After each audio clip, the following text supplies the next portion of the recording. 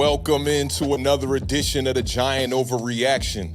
And today is a really, really special, but more importantly, a very difficult day. If y'all wondering why Tom Coughlin would definitely have me in the doghouse right now if I was on the 53-man roster for being a couple minutes late, it's absolutely because this was such a difficult decision trying to trim down this roster, and literally down to the last minute, beyond the last minute, I was trying to make just a few little corrections.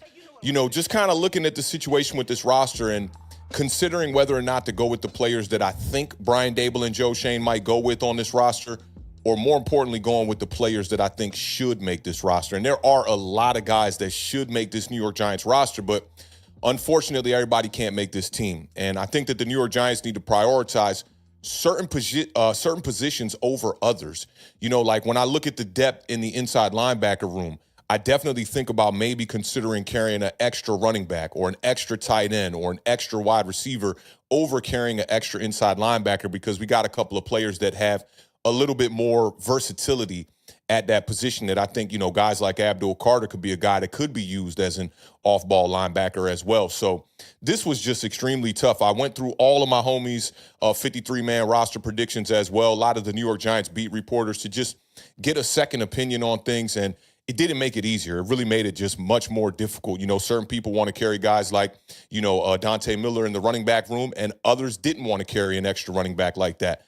The tight end room, you know, one of the most difficult rooms for the New York Giants, you know, as far as who is going to be the odd man out in that room. And could it possibly be two guys that are going to be the odd man out in that room? But for the sake of the people that are going to be rewatching this on the replay and whatnot, I did want to get right off into it. So let's just go ahead and, you know, let the cat out the bag, and let's talk about my 53-man roster prediction for the New York Giants. And there it is right there. Digest it. We're going to go over each unit here. I'm going to tell you why I kept certain players over others. Shout out to everybody in the chat, man. I appreciate all y'all pulling up bright and early, getting to rock with me on this stream. I see JD Reality YT is in the building. David Connect. I always mess up your last name. Kenazal, I'm going to try to say. Maybe that's right. Arturo Perez is in the building. Gregory, representing those Dallas Cowboys, is in the building one time. I see G50 or 537 is in the building. He says, what's goody? Prime Ape says, quarterback, running back, tight end, wide receiver. There's so many difficult choices at the end of the roster. I love and hate it. I'm right there with you. Shout out my dog, the Illa, in the building one time. Y'all make sure to go subscribe to the Illa, man. I feel like the Illa has been a pivotal content creator in just the direction of how I viewed this roster coming into 2025. And just putting out really good content, man. Y'all go over there and support the dog one time. Let me see. Who else is in the building? Toba's in the building. He says Authentic is in the building. You already know what it is, fam. Appreciate you pulling up, rocking out with us. D. Jackson said, hey, yo, MTV Raps, Cap into an Eric B. and Rakim Stussy T. That's a legendary combo. Big shout out my dog D. in the building one time. Marjorie's in the building representing the Queens one time. She said, hey, Authentic. Gino 150's in the building. Tyler's in the building. Let me see. David said, you said it right. Technically, you have to make the lisp sound on the Z, but otherwise good. That's what's up, man. I'll be trying, man. Trying to articulate up here. Y'all know what it is. Lamont Lewis is in the building. And Toba said only 5 cornerbacks. Interesting. Like I said, man, you know, I was looking at this roster from a perspective of if I was going to keep an extra player on the roster as far as depth goes in one unit, would another player in another unit as far as a depth piece go be more of a contributor for this team? That's why you see 7 wide receivers. And I know a lot of people were looking at my 7-man wide receiver prediction when we did the initial predictions, saying, you know, the New York Giants are going to keep 6 anyway. Why are you keeping 7? I just think that a guy like Bo Collins down there at the bottom of that wide receiver unit is a guy that could contribute more to his unit than keeping a guy like maybe a Nick Jones or somebody like that in the cornerback room. Big shout out Independent Outsider one time coming in with that $4.99 super chat. We appreciate that, fam. He said, given we have a developing rookie quarterback, wouldn't it make sense to keep an extra safety valve tight end? Also, your thoughts, get on Chapman as far as a fullback experiment. I like Chapman, you know, and that's why I kept him on the roster. I do have an extra defensive lineman if you compare my list to a lot of the other people that have put out their list. And I think that, Raheem Nunez-Roches is a guy that, I know a lot of people want to cut, but he just does not seem like a candidate for Joe Schoen and Brian Daboll. And I kept Elijah Chapman for that exact reason. He's a guy that can come in and possibly be a serviceable blocker on the offensive side of the ball, but also a guy, when you look back at last year, hustle type of player, no quit, and can absolutely contribute to that defensive line room. Big shout out my dog, Independent Outsider. Prime Ape said, I've seen a bunch of people carrying 10 offensive linemen with this roster. That has been the theme. And when you look at the way that the depth shakes out for this offensive line, it's either going to be one of the two centers, whether it be Austin Slotman or whether it be Brian Hudson. You've seen a lot of people put Austin Slotman over Brian Hudson. I just think that Brian Hudson is the better player, but it wouldn't surprise me to see Austin Slotman make the room, over a guy like Brian Hudson. Let's see. Marjorie Simmons says no Turbo on the list. Yeah, if you've been paying attention to what I've been doing over here and, just my criticism for Turbo, it's been the running backy things. In all three of his preseason games, Turbo Miller did not average over 4 yards per carry. That was the benchmark for me going into the last game against the Patriots. And you just saw a running back that really can't do those type of physical things in between the tackles. And for me, that's kind of the reason why I won't have a Turbo Miller on this list. But again, it would not surprise me to see, maybe one less wide receiver, as you see on my list, and taking off maybe a guy like Lil Jordan Humphrey, or taking off a guy like Bo Collins and possibly, supplementing that with bringing in a guy like Turbo Miller at the running back position. So let's just go over each unit and just, kind of give you guys a little bit of my thought process on why I kept certain players on and certain players off. We'll start with the quarterback room. Very simple for me. I know a lot of people are campaigning to keep Tommy DeVito on this roster, thinking that if he were to go to the practice squad that he would be a candidate likely scooped up on waivers by another team. But I just don't think that's the case. I think a lot of teams understand what Tommy DeVito is right now at this current point in his career. It's not to say that he can't get better. And I also think that Tommy DeVito would be better served on our practice squad, possibly, versus trying to pick up a spot on another team where he really, really does not have that resume or that rapport with that team. The Giants are the kind of team where, if who knows, man, this could be like a any given Sunday type of situation where maybe two quarterbacks go down.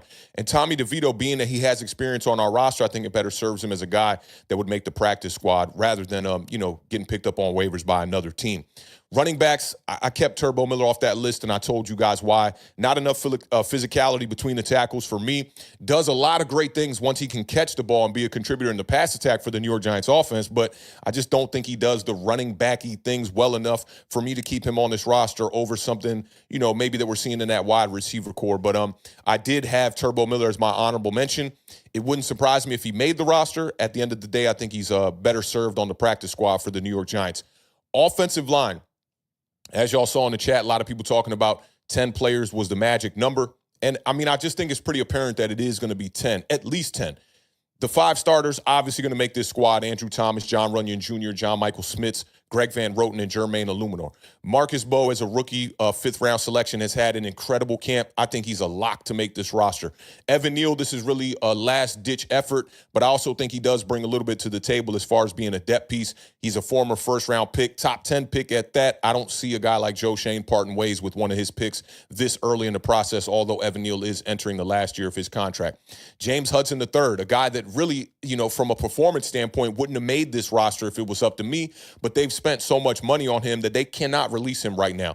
James Hudson is, I want to say his contract is 2 years, $12 million, and the dead cap is just a little bit too high for a guy that has not even played a snap for the New York Giants just yet. Joshua Ezeudu is a guy that's not making a lot of people's list. From what I saw from him in the preseason, his training camp, his versatility, being able to play some left tackle, but more importantly, being able to go out there and play that guard position. Joshua Ezeudu has been fantastic at the guard position. I low-key think that Joshua Ezeudu is our best backup guard on this roster. Some of the beat reporters don't have him making the team, and I think that is really puzzling. I think Joshua Ezeudu makes this team. Now, Brian Hudson is a guy that, I went with my gut on this one. The better player for me. Brian Hudson, to me, is the better player over Austin Schlotman. I just think that he brings a little bit more versatility to that center position. And I think that there's a big microscope, over John Michael Schmitz coming into the season. And when you look at a guy like Greg Van Roten, who I think could be the next man up to play that center position if John Michael Schmitz does struggle a little bit, I still think that keeping a viable backup center on this roster would serve us really well. So for me, it'd be Brian Hudson. Honorable mention would be Austin Schlottmann. I honestly, it wouldn't bother me if Schlottmann made the roster over Brian Hudson, but I just think Brian Hudson has been the better player. But honestly, if I had to go with my gut in thinking who Brian Dable would keep on this roster and Joe Schoen, I do think it would be Austin Schlottmann. But I'm just crossing my fingers that it would be Brian Hudson. Wide receivers. We all know we've been talking about this the whole entire pretty much offseason here. We know the big three are going to make this team. And really, Jalen Hyatt is pretty much a lock to make this roster as well. Malik Neighbors, Darius Slayton, Wan'Dale Robinson, along with Jalen Hyatt, I think those 4 slots are solidified. Ihmir Smith-Marsette, you know, you could argue that Gunnar Olszewski could be the guy that would make the roster over ISM. But I just think it's been very close. And honestly, it would not surprise me if Gunnar Olszewski makes this roster, because not only from a special teams contribution perspective has he been out there, you know, putting pen to paper, but also in the receiving department. And right now, we really don't have a backup slot wide receiver. And if I wanted to look into this a little bit too much, I would say that Gunnar Olszewski makes this roster over Ihmir Smith-Marsette, simply because if Wan'Dale Robinson ends up dealing with any type of injury this year, at least you know Gunnar Olszewski could come in and supplement in that role pretty much without losing a beat. I'm not saying Ihmir Smith-Marsette can't play the slot either, because he has had some experience there and played a couple of reps there in the preseason early on and in training camp. You know, I do think that Gunnar Olszewski makes a better fit for the slot. I think that Ihmir Smith-Marsette makes a better fit for the special teams, being our return specialist. So that's why I went with Ihmir Smith-Marsette over Gunnar Olszewski. Now, in my heart of hearts, I like Lil Jordan Humphrey over Beau Collins, but I do think that if Beau Collins were to hit our practice squad, that there is a possibility that another team could scoop him up. He is a UDFA coming in as a rookie this year, and I think the teams would be intrigued by that youth. Him and Lil Jordan Humphrey, I think, are 2 players that if they hit the New York Giants practice squad, I really do think that one of those guys could be scooped up. So in return, I decided to just keep both of them on this roster. In return, taking away one of the cornerbacks that we have, you know, that was more down the line on the depth chart just a little bit here. So for me, I like the idea of keeping the 7 wide receivers instead of keeping the 6 wide receivers like we're seeing from most people. I went with 7 wide receivers. You could, you know, remove a wide receiver. You could remove a tight end. You could remove a cornerback. I think that's all about preference. Now, going to the tight end position here, I do think that Chris Manhertz is going to be the odd man out. It also wouldn't surprise me to see him make the roster over a Greg Dulcich. It also wouldn't surprise me if the New York Giants just went out there and kept just 3 tight ends in Theo Johnson, Thomas Fidone, and Daniel Bellinger. You know, I think that there is a bit of a close race here between Greg Dulcich and Daniel Bellinger and Thomas Fidone. Thomas Fidone has the advantage that he was just drafted in the 7th round by the New York Giants. I think that Greg Dulcich has probably been the most impressive throughout the preseason, finishing out the preseason finale against the New England Patriots with 2 touchdowns. But then again, you know, there wasn't a lot of productivity outside of the touchdowns. But Greg Dulcich brings a skill set to the New York Giants that a lot of these other players don't, which is being a red zone threat. And you guys know we've talked about this a ton on this channel about the New York Giants. You know, their lack of focus on targeting the tight ends in the red zone. Just 3 targets to the tight end last year in the red zone. I want to see that number ramp up. So in return, I didn't want to mess up some of this chemistry that we saw throughout the preseason with these tight ends. Theo Johnson being a guy that was making plays. You saw it on the 50-yard screen where he took that, you know, and got a bunch of yards after the catch. Daniel Bellinger has been relatively quiet throughout this preseason, but he is a guy that has shown reliability throughout his entire career. 90% catch rate, you know, throughout his entire career, caught every one of his targets last year. He's a guy that I really just don't understand why he is not being given more opportunity. I'd keep all 4 of them. I think if Greg Dulcich hits the practice squad, he's absolutely going to be scooped up by another team. So for me, I had 27 players on the offensive side of the ball. Now, defensive-wise, defensive line, we all know Dexter Lawrence, Darius Alexander, a 3rd-round pick, Roy Robertson Harris, who was brought in free agency. I think those guys are all locks. I thought Elijah Chapman had a really good camp, and also building upon, you know, what he brought to the table, making the roster last year. Now, DJ Davidson is a guy that a lot of people don't have on their 53-man initial roster. But for me, I just think he's done too much damage in the preseason. He's a guy that's been living in the backfield. I got to keep him on this roster. Raheem Nunez-Roches is not really truly one of my favorites, but I do think that, you know, we don't have a lot of bodies in this room. And until Darius Alexander can mature and develop into the player that we know he can be coming out of Toledo, I think that you got to keep some guys on this roster that are ultimately going to be players that have that experience at the position. that you can put out there, whether it be in a starting lineup or in a depth role, until Darius Alexander can mold into the player that we think he is. The odd men out here are going to be Elijah Garcia, Corey Durden, Jeremiah Ledbetter, and Jordan Riley. Now, outside linebacker, super easy. Outside of the last name I have up here, and I did out on that list, you see him with the linebackers and the edges. The outside linebackers appear first. Brian Burns, Kayvon Thibodeau, absolute locks, pretty easy. Abdul Carter as well. Chauncey Golston coming over from the Dallas Cowboys with 6.5 sacks last season. He's a lock to make this roster as well. A guy that I thought showed up in every one of those preseason games, and I think it will be a disservice to not keep him on this roster as a depth piece, is Trace Ford. Definitely a dude that has been making plays, TFLs, getting pressures, getting after the quarterback, making plays in the run. I think he's a guy that should make this roster. Now, inside linebacker, I went pretty thin here at inside linebacker with Bobby Okereke, Micah McFadden, and Darius Muasau. Had Deontay Johnson not been just released a couple of days ago, I probably would have had him on this roster. I thought he was making some plays. He had that big hit in the third quarter against the New England Patriots, a big stop on the run. It was pretty much a surprise for me to see him get cut. The other odd men out in this room are Chris Board, who, honestly, I think Chris Board's going to make this roster. Like, my heart of hearts says that the New York Giants are not going to keep 4 tight ends, or they're not going to keep 7 wide receivers. And in return, they're probably going to keep Chris Board in this on this roster as a depth piece at the inside linebacker position. But for me, the reason why I left Chris Board off is because I feel like Abdul Carter can be a pretty versatile piece to be able to, supplement for the lack of depth that we have in that inside linebacker room. So that's kind of how I view it. Cornerbacks. For the cornerback position here, I got Paulson Adebo, Deonte Banks, Andrew Phillips, Cordell Flott, and Art Green making this. And it was a bit of a close decision for me as far as Art Green even making the 53-man roster. And if he was going to make the roster, why would he be making the roster over Nick Jones? I literally had him just a nick over Nick Jones, pun intended. So I ended up putting Art Green in that last spot. The odd man out, and I truly think that this guy could make the roster, is Trey Hawkins III, because he's been around the New York Giants organization for a couple of years now. He is experienced as far as knowing the playbook. He has some experience with Shane Bowen in the last season, but I still feel like, do I want to keep a guy like Trey Hawkins III on this roster over possibly a Bo Collins, over possibly a Greg Dulcich, over possibly a backup offensive lineman like a Brian Hudson or Austin Slotman? In my opinion, I just couldn't do that. Trey Hawkins is a guy that came out in his rookie season and actually earned a starting role because the New York Giants had very minimal depth at the slot cornerback position, ended up taking Adoree Jackson and putting him in the slot to start the year against the Dallas Cowboys. In return, Trey Hawkins III was out there on the outside with Deonte Banks, and we started, 2 rookies, I believe it was, that year. And in return, Trey Hawkins III gave up a perfect passer rating. Now, I'm not saying he can't be a good player, but ultimately, I think he was thrown to the wolves just a little bit too early in a role that he quite was not ready for. And I think Trey Hawkins might be the odd man out.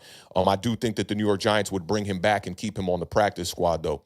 Safeties, I got Javon Holland, Tyler Nubin, Dane Belton, and I also gave Makari Page that last spot. And he's another guy, I think, that you could supplement him for another role. Maybe you want to keep an extra corner. Maybe you want to keep an extra defensive lineman. Or if you thought possibly keeping an extra tight end here, maybe going with 5 and bringing Chris Manhertz in as a bit of a blocking tight end.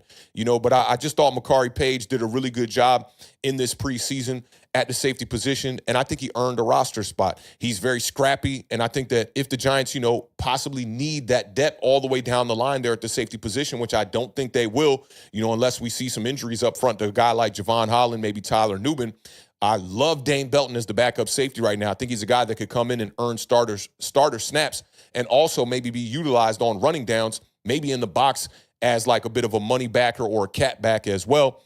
So I just think that, we don't need to carry as many safeties, but I do like Makari Page, the player. When it comes to guys like Art Green, Nick Jones, I'm much more of a fan of Makari Page than I am guys like those. Honorable mention in the safety position would be Raheem Lane, who I think has made a good bid to be on this roster.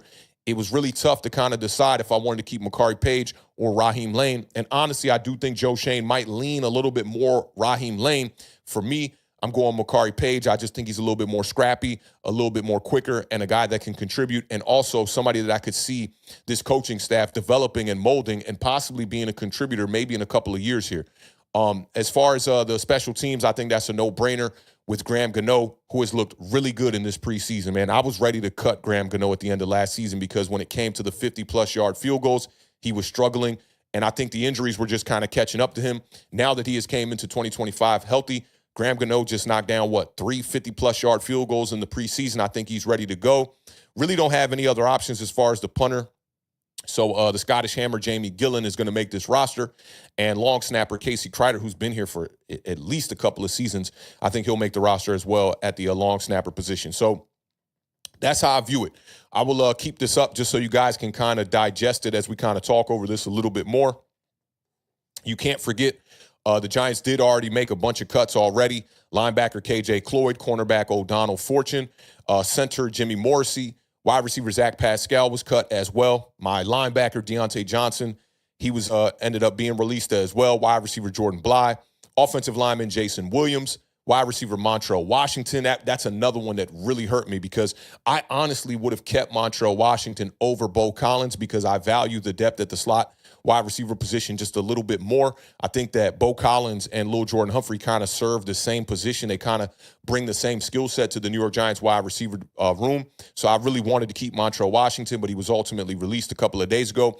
And TJ Moore was placed on the injured reserve after the gruesome leg break that he had in the preseason finale with a couple of minutes left in the game. So keep all of that in mind. Let me just tap in with the chat here real quick and just see how you guys are feeling about things. We'll get to all of the statements and questions that we got going on here. And then we'll kind of try to round this one out. This shouldn't be that long of a stream, but I just wanted to share a day before we get, the initial 53-man roster results, just sharing with you guys how I feel about it, and definitely want to see how you guys felt about it as well. Let me scroll back here and see where we left off at. I think we were right around here. All right, so Zach Mahoney says no Gunner over ISM. I think that's a bit of a coin flip, and I definitely went back and forth on this one a lot.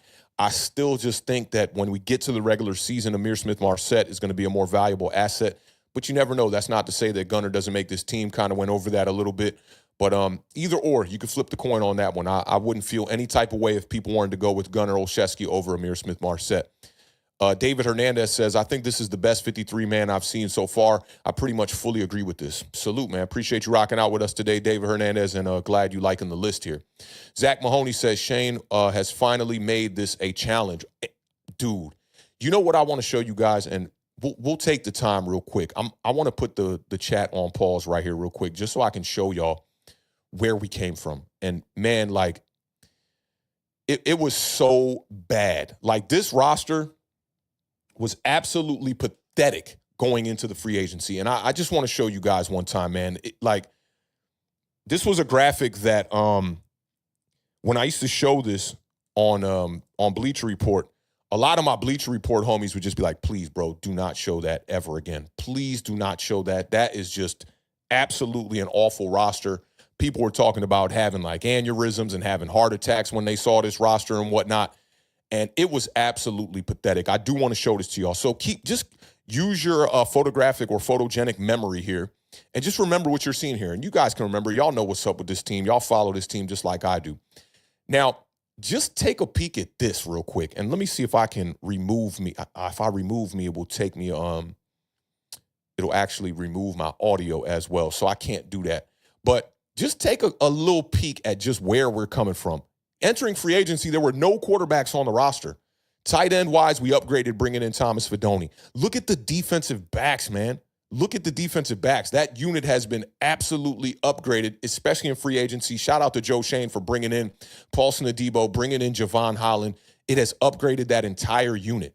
You look at the linebacker list, too, which is, we still got a lot of those names still there, but bringing in Abdul Carter, Chauncey Golston, like we've upgraded these rooms. I really want to move so y'all can see the offensive line, but I don't think that I can move my picture. Like, I really wish I could kind of set this to the side. Let me see if there's another way I could do this. Okay, now we talking, right? There we go. Shout out to StreamYard one time. Look at that offensive line unit right there, man. Just look at that offensive line unit, and we've definitely upgraded, minimally, but we've upgraded. Bringing in Marcus Bowe from the draft, right? Even bringing in a guy like James Hudson III, who I know has struggled, right? But you see the improvement in some of the players that are on this list as well, guys like Joshua Ezeudu as well. The running back room, bringing in Cam Scatterboo and replacing guys like Eric Gray. These little minimal moves have gone so far for the New York Giants roster and upgrading this roster. So I just wanted to show you all that real quick because, man, like, that's a drastic difference right there. That is a drastic difference right there. Love what I'm seeing from Joe Schoen. And y'all know, like, I was one of the most critical people about Joe Schoen. And, you know, I'm not the type of person that's going to call for people's jobs and say, fire Joe Schoen right now. But you guys know that if I had to fire somebody in the offseason last year, it would have been Joe Schoen over Brian Daboll. But considering the way that he's learning on the job and the way that this roster has been upgraded and improved, we got to give Joe Schoen his props, man. And he was a young general manager. And, you know, now that he is learning from those mistakes, you're seeing a guy that's going out there and making the proper moves. The only thing that there's a little bit of a disconnect still, I feel like, is that the Giants have, like, still built the way that they get after the quarterback around speed, right? And when you look at, like, some of the benefits to the personnel that Shane Bowen had when he was in Tennessee, it was a lot of bulkier dudes, right? So that's the one thing I think that there's still a little bit of a disconnect. Still got to upgrade some things on the offensive side of the ball, obviously. You know, you need more weapons. I've been telling my homies this for God knows how long, and a lot of them are coming around now. You know, a lot of people thought that the Giants wide receiver room was good to go, and I've been saying this, y'all know, for at least a few seasons now. The Giants need another weapon, and that's why wide receiver was a priority for me going into the 2025 draft, but they decided to go tight end. You know, you can't build it all in one day. I keep telling y'all that. And next season, I do expect Joe Schoen to prioritize, you know, bringing in a weapon for sure. Let me just scroll back and catch back up to where we were at, you know, in the chat so we can kind of continue on. I want to get to everybody's statements and just see how you guys are all feeling about this. Let's see. I want to get back to that one, Rob. Okay, yeah, so we're right there. Perfect. This is perfect. So, yeah, Zach said Shane has finally made this a challenge. And then I love this one from Rob right here. Rob says, I think you have no backup nickel. No, and that is true. But if you've been paying attention to what most of the beat reporters have been saying coming out of camp, Cordero Flott is the backup at every position. And I'm okay with that. Cordero Flott, let's say Andrew Phillips ends up having an injury at some point in the year. If we got to pivot to bringing in Cordero Flott at the nickel cornerback position as a backup, I'm okay with that. But also, the reason why I prioritize the roster like this, especially from a defensive back standpoint, I think that is going to be one of the more deeper units that once we, you know, get the waivers and whatnot, where the New York Giants could possibly bring in another player and upgrade that unit. I just think that, like, some of the players we have, you know, that are down the line, down the depth on this roster, I think that they don't necessarily bring a skill set where I would keep them on this roster. But that's a great observation right there from Rob. David said we need a better slot receiver and an upgrade on Slayton. No disrespect to Slay. Yeah, I've been saying that for a while.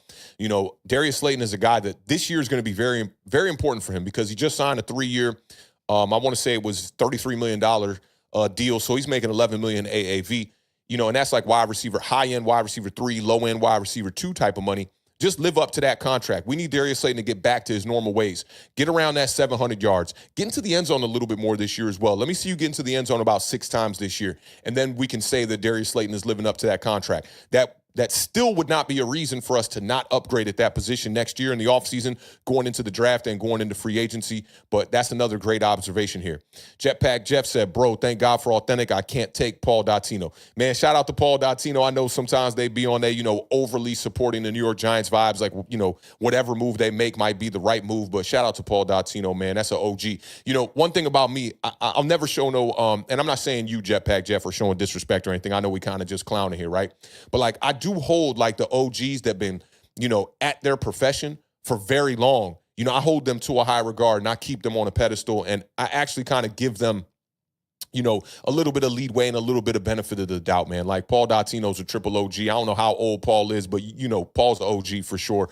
And, you know, I just show a lot of respect to my elders pretty much. That's the best way I could break it down. But salute to Jetpack Jeff, man. You know, I just try to bring my opinion to the table. And I know I'm 100% sure that the roster is not going to shake out like this. And if it does, one of y'all in the chat got to Venmo me, you know, some kind of stipulation on that. You know what I'm saying? Because I don't think my 53-man roster is going to be 100% accurate, but this is just my opinion going off, you know, into Tuesday here where we'll have the 53-man roster turned in. But shout out my dog Jetpack Jeff. I appreciate that, fam. Zach said, disagree on Slay. Dude is going to to ball with a decent quarterback. We shall see. I think that there are reasonings that would support both sides of the coin. Darius Slayton's coming off one of his worst seasons, and he's played with bad quarterback play throughout his entire tenure with the New York Giants, dating back to his rookie year when he was drafted with Daniel Jones. Darius Slayton was drafted in the 5th round of the 2019 draft. So he's always played with bad quarterbacks, but always found a way to kind of excel. He is coming off a terrible season here, but at the same time, we know what Darius Slayton is capable of. I always like to call him reliable because when everything goes wrong in that wide receiver room, dating back to when Brian Daboll and Joe Schoen first got here, Darius Slayton is the guy you can always count on. So I'm hoping we can count on him this year. And bringing in Russell Wilson, Jackson Dart, Jameis Winston at the quarterback position should absolutely have Darius Slayton looking a lot better this season. Rob says, I think Manhertz is a lock, bro. They have 12 personnel players just for him, or personnel plays, just for him. By far the best blocker on this team. He is, and it wouldn't surprise me.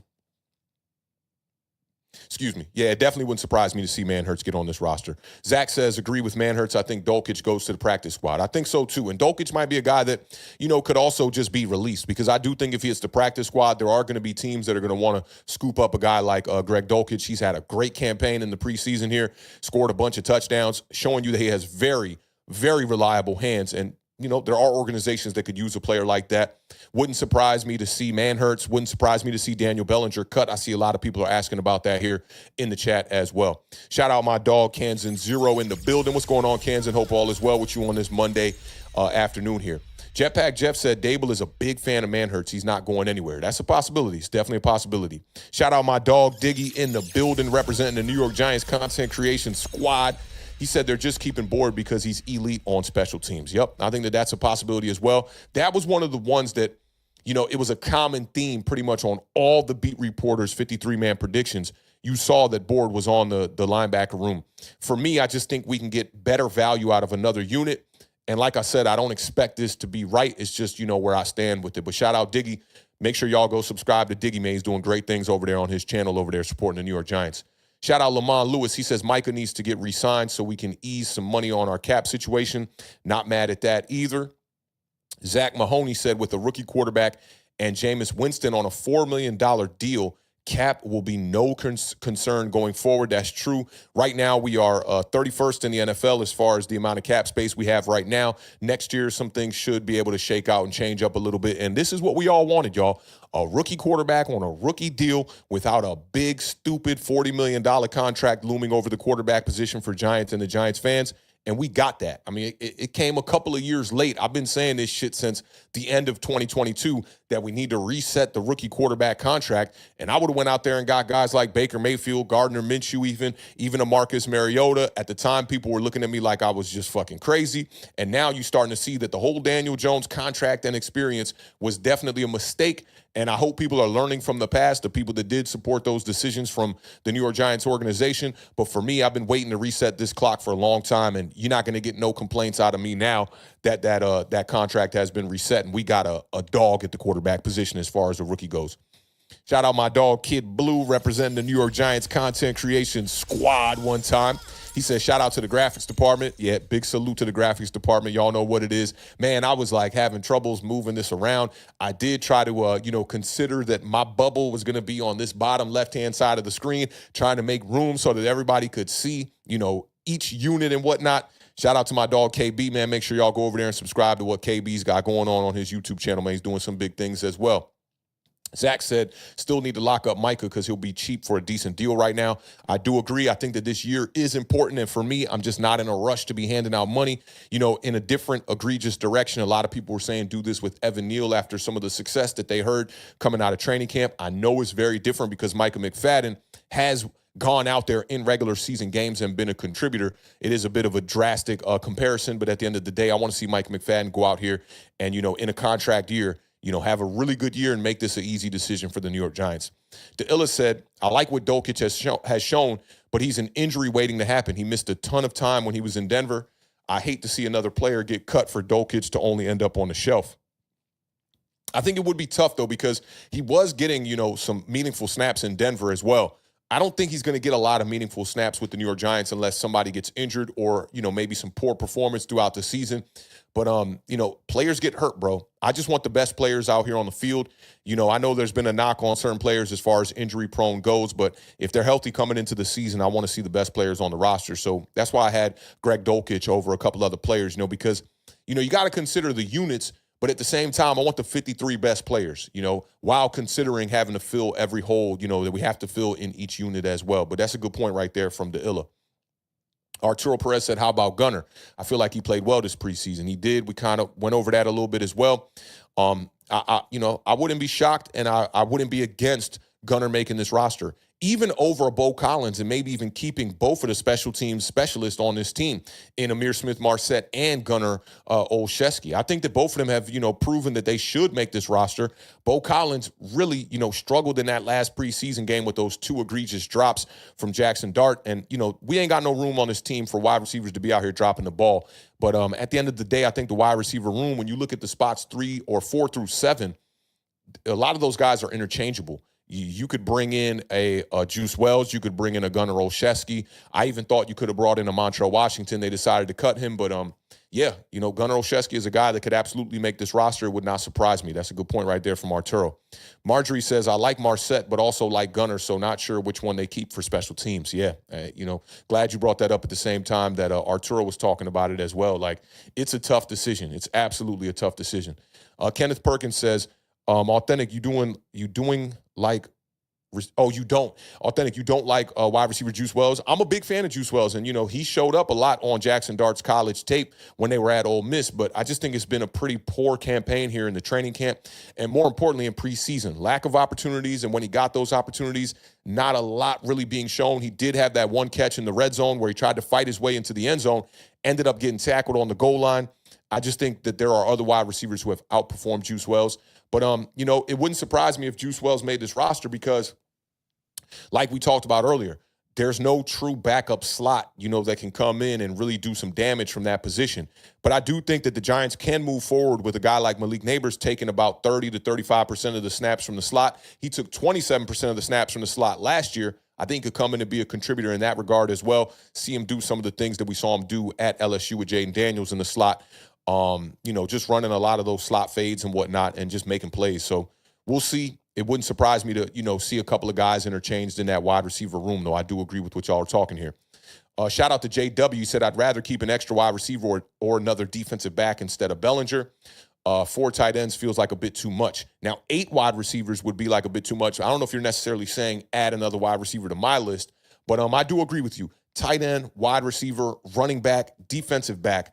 All of those units could be the one unit that has an extra guy, and you could pull another guy off and, release one of those players as well. So definitely agree with you on that. Zach Mahoney says, I see Belly and Theo as Gronk and Hernandez. That would be awesome, man. Like, Daniel Bellinger had a really good rookie year and just really, lack of opportunity after that and just continuously being drafted over and, Joe Schoen bringing in players to take his position. But that would be really awesome if we could find, a way to even get to sniff that and get close to that. It would be really good. I like what we have in this tight end room, and it's good that we have difficult decisions in that room. My gut says we're going to keep 3. As far as, the capability of those players, I think we should keep 4 because we have 4 really good players in that room that can all make plays. And I think we could utilize a little bit more 12 personnel this year as well. JW said Montrell Washington being cut definitely hurts. Yeah, that hurt me a bunch, man. Zach Mahoney said Fedoni and Dulcich equal the same skill set.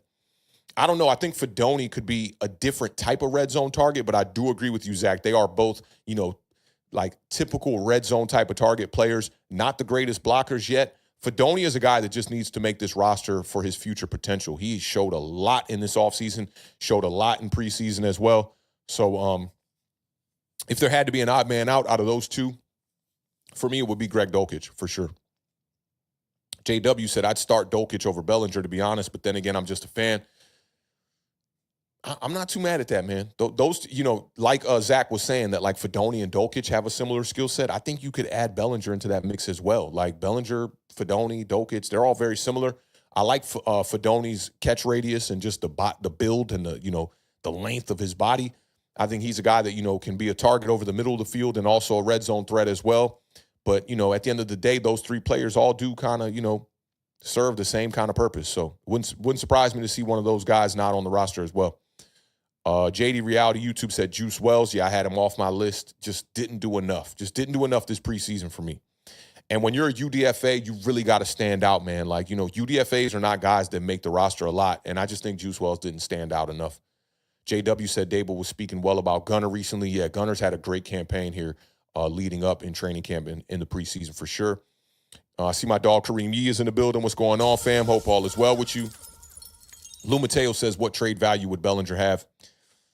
Maybe none, maybe a 7th round. I don't think anybody's going to really want to trade for Daniel Bellinger. The contract would have to be restructured. That is something that a lot of people have talked about, is that Daniel Bellinger could be a guy that could take a pay cut similar to what Darius Slayton did a year before. And I would definitely be for that, because he's due like $3 million this year. And that's a lot of money for a guy that might be, either on the bench and not have a real solidified role with the New York Giants and being a depth piece. I would try to restructure that. But Daniel Bellinger has done nothing wrong. He's done everything right, and I think he's a guy that should make this roster. Let's see what else we got. Shout out to Lesson Learned in the building. I see Say Less NYC is in the building as well. JW said Joe Shane definitely did a good-ass job this offseason. Yeah, he did a great job. Marjorie's talking about the old roster, and she said that is what I call a shit roster. Yeah, that was it. It was straight up garbage. Straight up garbage. Say Less NYC said love Shane and Dable. I'm getting there. I've always been a big fan of Brian Dable. And Joe Shane has definitely done a lot of moves that's got me on his better side here. Kansan Zero said that roster was trash. Damn. Prime Ape said, my lord, defensive backs been upgraded and still need a little more, in my opinion. Absolutely. When comparing to the old roster, for those y'all that are just coming in here into the stream, we showed the old roster going into free agency, and it looked terrible. Ben Eris says that Kyle McCord was released. Interesting. Yeah, man. He has not had a really good preseason campaign. I can't remember where he was drafted. I think it was maybe a 7th round pick, 6th round pick or something like that. Philly definitely has a lot of competition in that quarterback room. You still got Tanner McKee, who's dealing with an injury, and then they just traded for a quarterback as well. I'm trying to remember who was the other quarterback that they just brought in. Somebody that was serviceable. I can't remember who it was. It was Sam Howell. That's who it was. It was Sam Howell. And then the Minnesota Vikings ended up bringing in Carson Wentz, I believe it was. Darnell D says, this roster seems likely. I like this one. Salute to you, bro. Appreciate you kind of agreeing with some of the picks that I had here. Stephen R. said, Kyle Duggar or Tyler Lindenbaum. I'm going to go Tyler Lindenbaum. And we've been hearing some things about that contract, man. Keep your eyes on that. Let me see. This is Derek Garcia. Art says, how many more misses does Gano have, though? He's on thin ice. Not anymore. He looks healthy, man. Take a look at all his field goals from the preseason. He's been booting the shit out of the football. Graham Gano is definitely a guy that's going to play throughout the year, barring any injuries. Stephen Art's also bringing up Alec Pierce or Christian Watson. I don't know if Green Bay is going to release Christian Watson. I haven't heard much about that situation, or if they want to trade him. There are a lot of wide receivers in their room, especially adding Matthew Golden to the equation there, and he looked really good, man. I was looking at Malik Willis, and I compiled all of Malik Willis's throws, and he had a pretty good day outside of that first interception deep down the field. Christian Watson is definitely a guy that can stretch the field. I think we have enough of those guys on the roster. Alec Pierce, same thing. Heard he was on the trade block with the Indianapolis Colts. I'm not trading any draft capital for a guy like Alec Pierce. Had a great 2024 campaign, though. I think he had like 7 touchdowns, 8 touchdowns, somewhere around 800 yards on like just 30-something receptions. He's definitely been balling out, but I think we're kind of double dipping. You bring in a guy like that's going to stretch the field. I think we got a lot of those guys. Unless you want to cut, a Jalen Hyatt, or maybe utilize Jalen Hyatt as a bit of a trade piece in that situation, I'd probably avoid that. But I would be, definitely consider trading a guy like Jalen Hyatt for Alec Pierce and maybe some change or something like that. I would consider that for sure. Shout out Will Hooper, Ill Will in the building. He said, I believe Slayton will do better because of the quarterback play. And that's what a lot of people are, basically hoping for, and I'm hoping for that as well. I'm definitely hoping for that as well. Stephen R. said, Bob Papa, salute. I guess he was talking about the OGs maybe. Toba said, I got you with $1. Shout out for the $1 if I get this roster right. I'm down for it, man. Any additional money. If I find a quarter on the ground, I'm scooping that thing up. Y'all know what it is. Jetpack Jeff said, all respect, but the homerage is, yo, I was like, what word is that? The homerage is a bit over the top sometimes, but you're right. Shout out to the dots. Yeah, man, I feel you, bro. Like the homer stuff can be outrageous at times from Paul Dottino, that's for sure. But salute to the OG, man. David Hernandez said 100%. This is it. Shout out to you, man. Appreciate you, dog.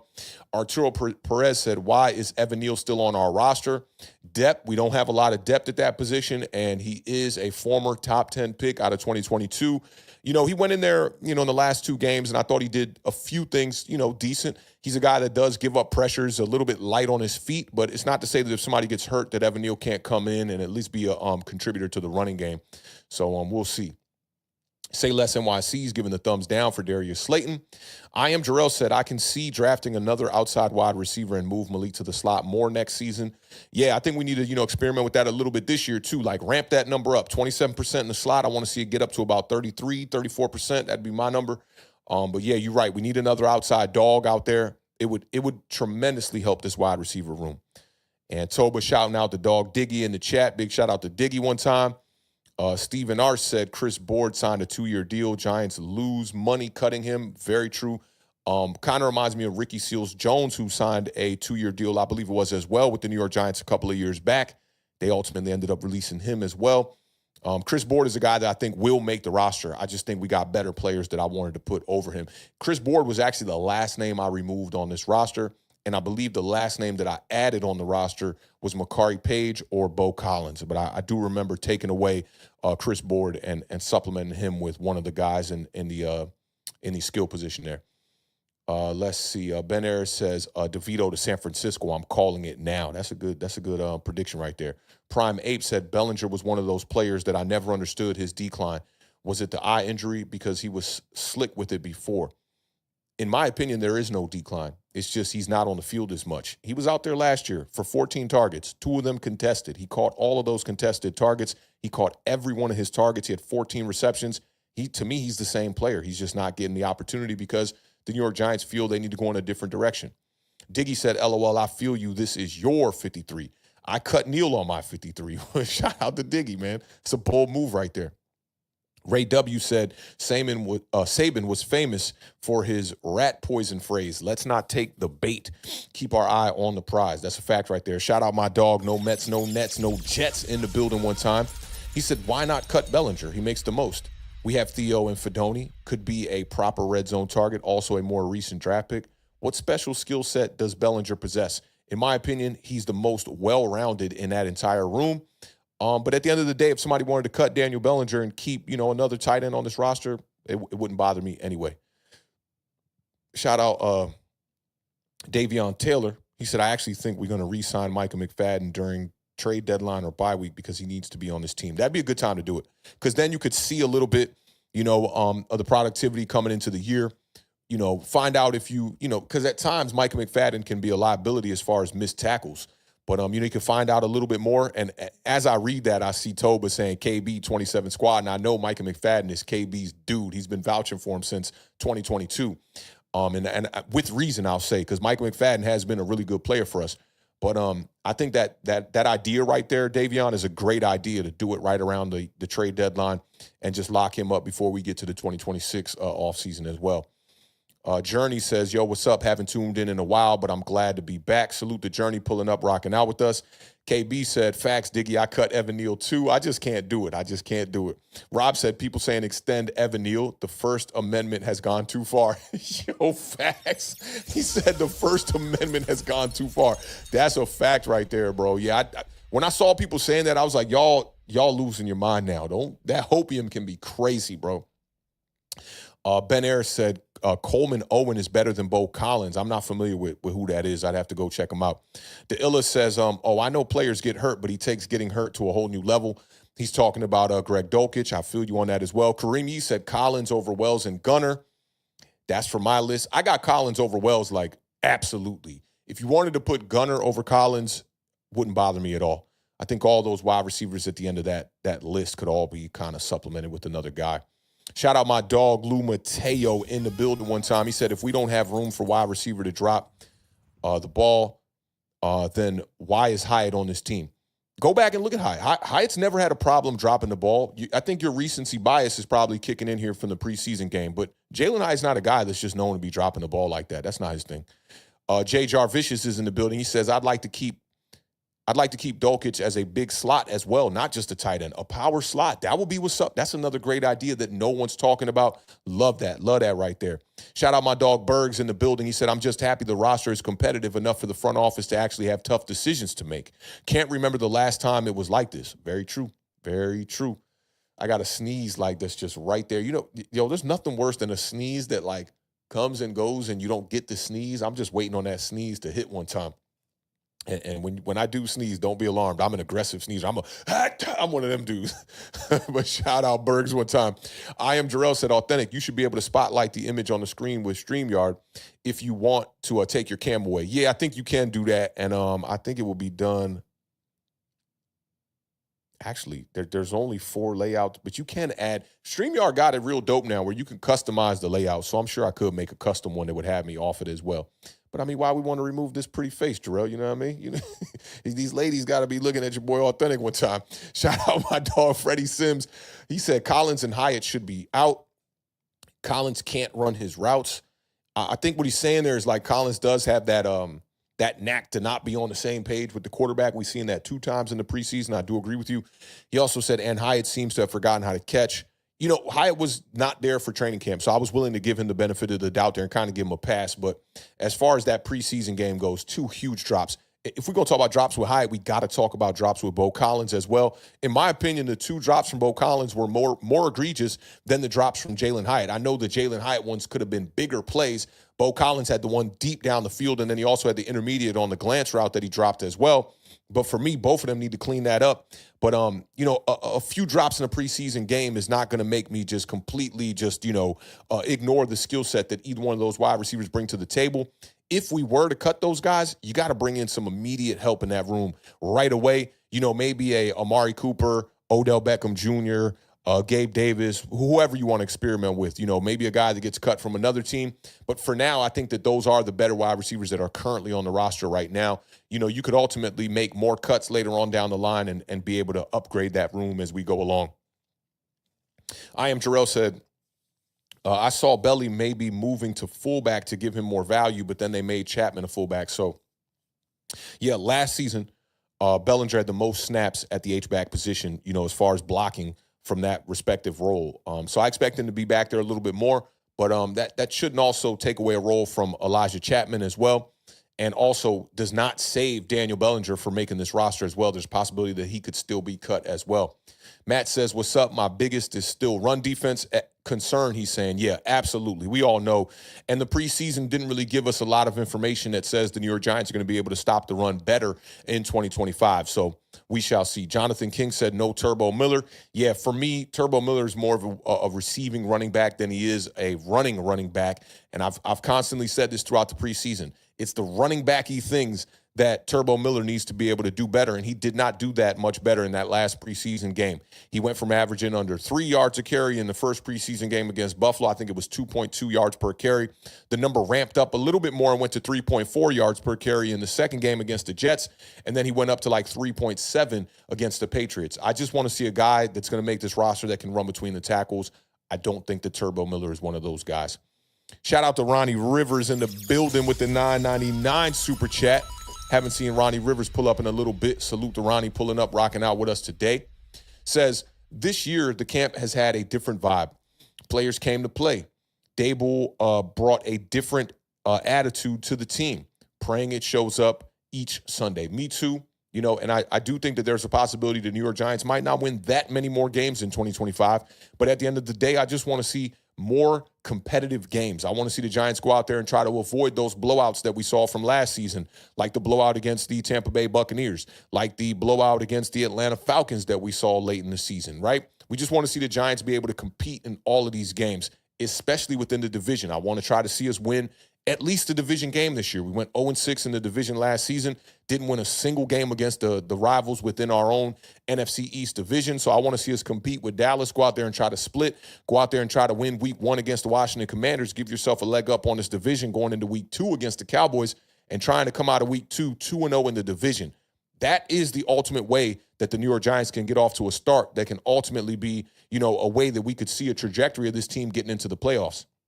You start off 2-0 in the division, that will be fantastic. And then you got games against the Chiefs, which I think are winnable games. Chargers, winnable game. Tough, but winnable games. And then you get the Saints, which absolutely is a winnable game. The Saints are being viewed as one of the worst teams in the league right now.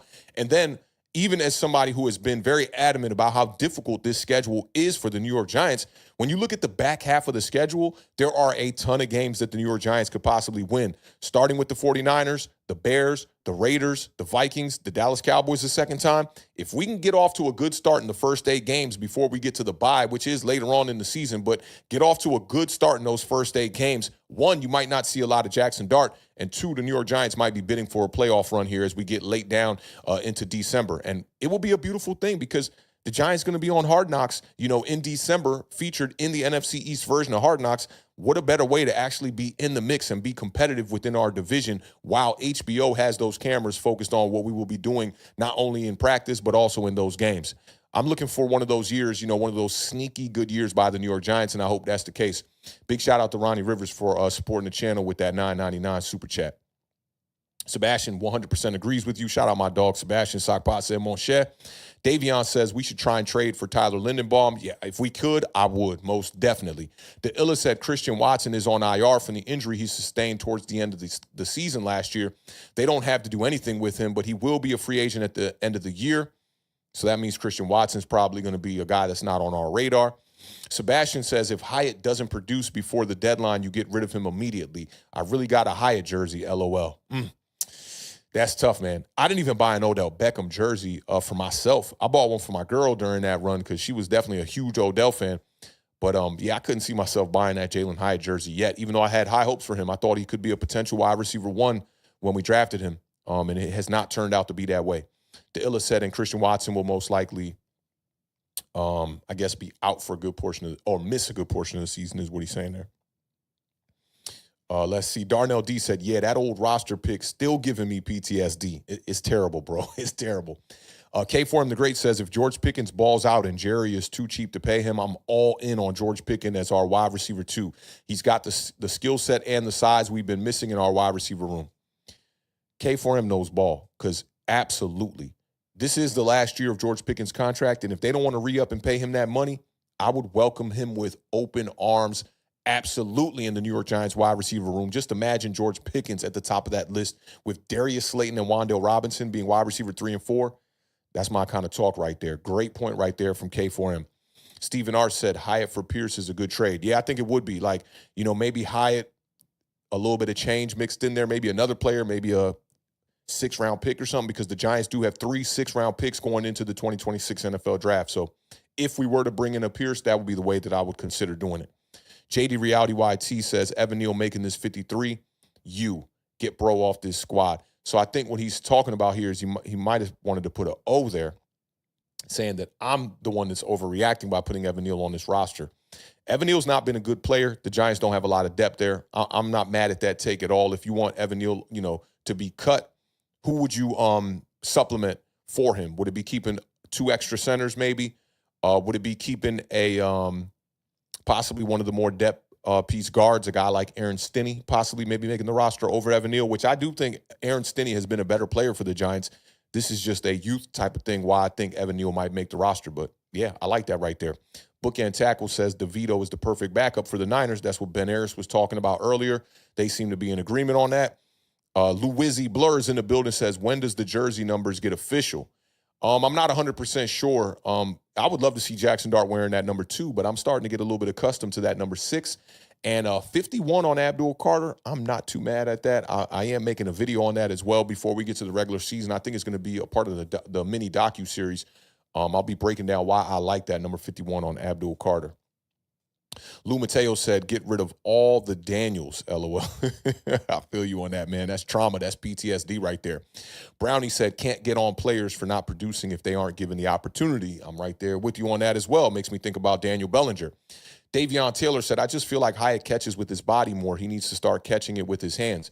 We had a long debate about this on the last show, and I do think that there are different circumstances where you need to catch the ball with your body and different circumstances where you need to catch the ball with your hands.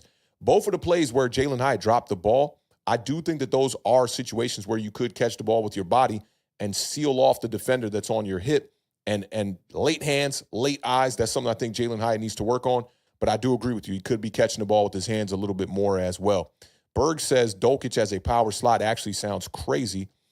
I don't know if he means crazy good or crazy bad, but for me, the Giants don't utilize a lot of power slot, but Greg Dulcich is a very capable player that could be one of those guys because he is a red zone type of threat. And, if you matched him up with some of these smaller type of slot corners, I think he could have a lot of success as well. Shout out my dog one time. G05 is in the building. He said, what's good, Giants fam? Just got up in here. I'm seeing the predictions I agree with most, but the running back room looks scarcely thin. It is. I think you could keep your eyes on another player throughout the season. Keep Turbo Miller on the practice squad, and if you need to move one of these guys up, then go ahead and do that. At the end of the day, I don't think the Giants need to dress more than 3 running backs at a time on the 53-man roster when we get to game day. But like I said earlier, and I know Ja probably missed this, if you wanted to put Turbo Miller on this roster and take him, and take away another player from another unit, maybe the 7 wide receivers, maybe the extra safety and Makari Page, I definitely wouldn't have many gripes with that. So, I definitely feel you on that, Ja. Shout out my dog, Ja, pulling up, rocking out with us today.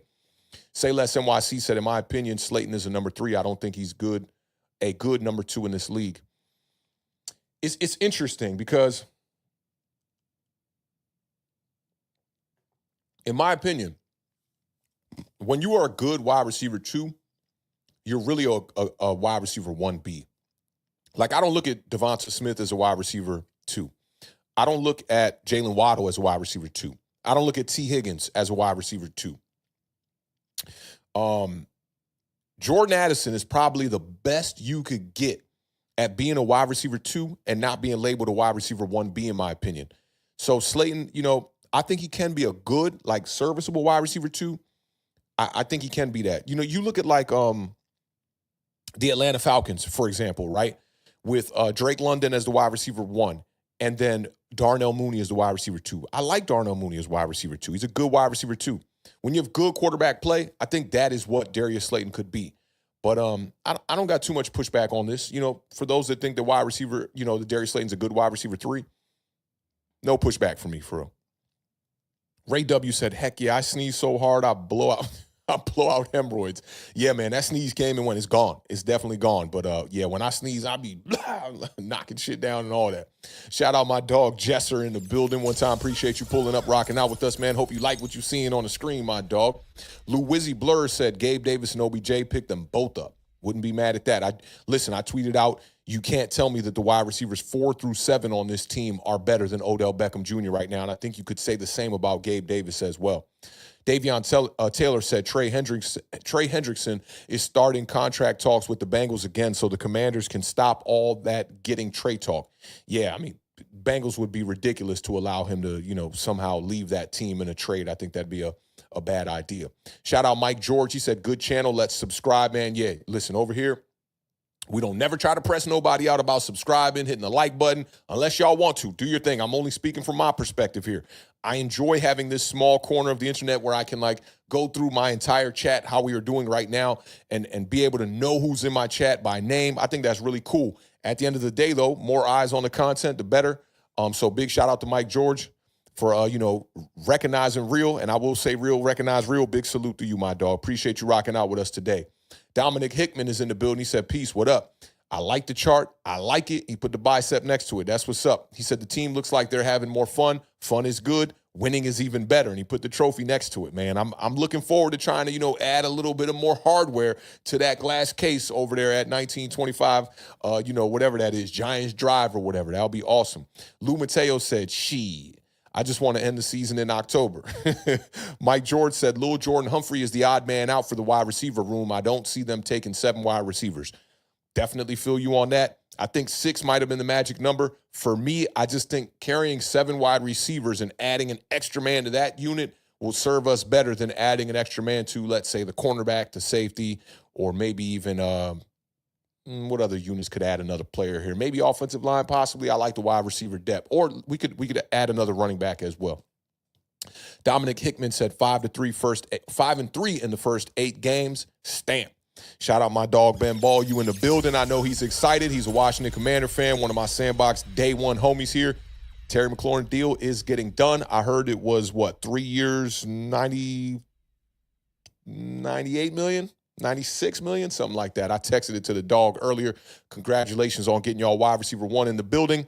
As I texted you earlier, Ben, we're hoping as New York Giants fans that there's a little bit of rust on Terry McLaurin's cleats, and possibly we can find a way to get off to an early start against you guys in week one. But shout out my dog, Ben Ball, you for rocking out with us today. Let's see. Dominic Hickman said, speaking of Watson, how did the son Watson not make a lineup? Speaking of Watson, how did the son Watson? Maybe there's a typo there. I'm not too sure what you're asking. Maybe try to reword that a little bit, or maybe I'm just an idiot up here and I don't know what you're saying. No Mets, no Nets, no Jets said, let's send Evan Neal to the Seahawks and bring Leo back. If they were down, I'd be down. Stephen Arch said, I saw a post that had the Giants winning 10 games, Madden simulation #1 in the East, and beat the Eagles by 3 scores in the wild card, but lose to the Niners. Whoa. Hey, I hope that's the truth, bro. That sounds crazy, but hope that's the truth. Mike George says Dominic knows. Dominic knows what? Knows New York Giants football. Shout out my dog Dash. My dog Big Dash, man. I know he's not in the building, but y'all go subscribe. Sebastian said, I got the Hyatt jersey as a gift, LOL. I wanted to get an Odell jersey. Damn, that's one of them gifts where, Christmas, like, yeah, what the fuck is this? Like, I could imagine your face when you opened that box and saw Jalen Hyatt. MK5VW said, I want to get a Dart jersey, but I feel like he won't stay at that number. That is a possibility, but, it could be like a novelty piece if you get the number 6 as well. Let me see. MK5 also said the Giants would never sign Pickens. He's a locker room cancer. I won't put the locker room cancer label on George Pickens, but I kind of agree with you that the Giants would never sign a guy like that. That's kind of true. Lou Mateo says Pickens is equivalent to Giants picking up Plaxico. Ooh, that's true. That's very true. Different style wide receivers, but that's definitely true, bro. I feel you on that. Shout out Journey in the building said Giants bringing back Color Rush this season. Is that a fact? I hope so. They need to. Our all whites should just be the Color Rush, and our color jerseys for home or whatever should be the legacy uniforms all damn day. I would love to bring back those reds and maybe pair those with a pair of red pants and the legacy helmet, or hang with me here, y'all. The NY helmet, I don't know if y'all noticed, but at the New York Giants training facility on the wall, they have a big white helmet version of that. I would like to see a white helmet with the blue NY on it, blue stripe or red stripe right down the middle. Pair that with the red jersey with the red pants. I want to go red pants with the red jersey. You could call it Buffalo Bills light all you want. I think it would look fire. The Illa says, I'd be all about bringing in Pickens. He would complement Malik Neighbors extremely well, but I think Dallas will like what they see out of him enough to keep him paired with CeeDee Lamb. I do agree. And if I'm George Pickens, honestly, I would take a team-friendly deal to stay on a team that has Dak Prescott at the quarterback position along with CeeDee Lamb out there. That's a nice little recipe to win some games. And if the Dallas Cowboys can really get their offensive line ironed out, their slew of weapons is really nice, man. Jake Ferguson at the tight end position. And then also, maybe a guy like Jaden Blue out of Texas can pan out at the running back position, or, bring in a guy that is, somebody who can really move the needle in that unit. Dallas Cowboys offense will not surprise me if they get back to their ways, when Dak Prescott was out there pushing for an MVP in the regular season. Jester said the uniform schedule just got released on the Giants app. Awesome. So, when we come back tomorrow and do a live stream, I'm definitely going to talk about the uniforms. I'm glad that got released today. So maybe we, because the 53-man roster is going to come out at 4 o'clock tomorrow. Maybe tomorrow's stream is a little bit later in the day, and we can, do a 53-man reaction, and then also, talk about the uniforms. Yeah, I already know they're not bringing back the legacy. Because somebody in the chat would already said something. I know they're not bringing back the legacy. So maybe we'll talk about that tomorrow. Shout out Jesser. Diggy said, I had Stinney. I just looked and said he's not a better player than any of the other guys I'm looking at. Speaking on Evan Neal. It's a good point, man. Wouldn't surprise me, too. I don't think enough people had that on their list. I'm encouraging people to be, bullish like how Diggy is. And, when you look at just the best players, Aaron Stinney is a better player currently than Evan Neal. I got to agree with you on that.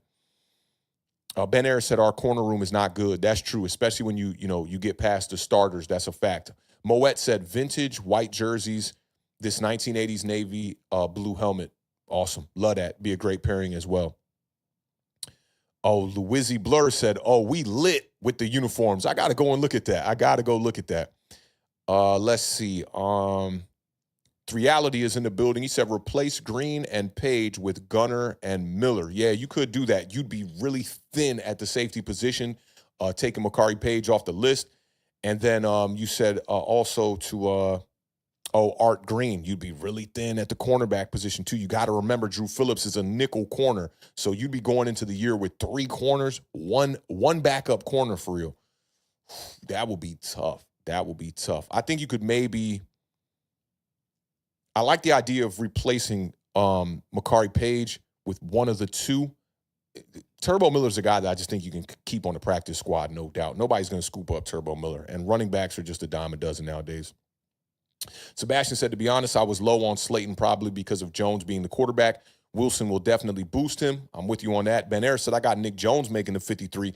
He was another one, man, that like, last minute I took Nick Jones off the list and put Art Green.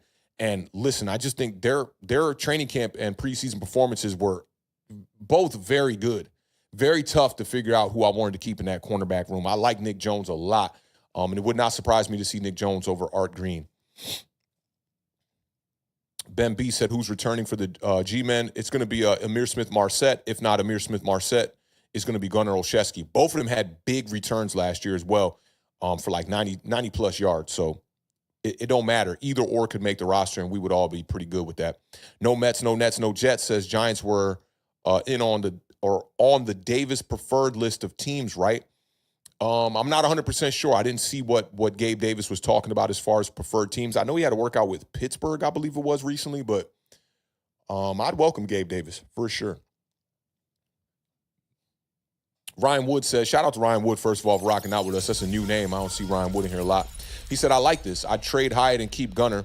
He's cheaper and was used more in the preseason. But I get that Russ apparently likes Hyatt, so who knows? Yeah, and, Gunner was used more in the preseason because Jalen Hyatt was dealing with an injury there. I believe it was a hamstring injury as well, and we know how those injuries can be. But, experimenting with trading Hyatt, I don't know what you could get back for him. Let me see. Jalen Hyatt was 2023. He was drafted, so he's entering a contract year next year.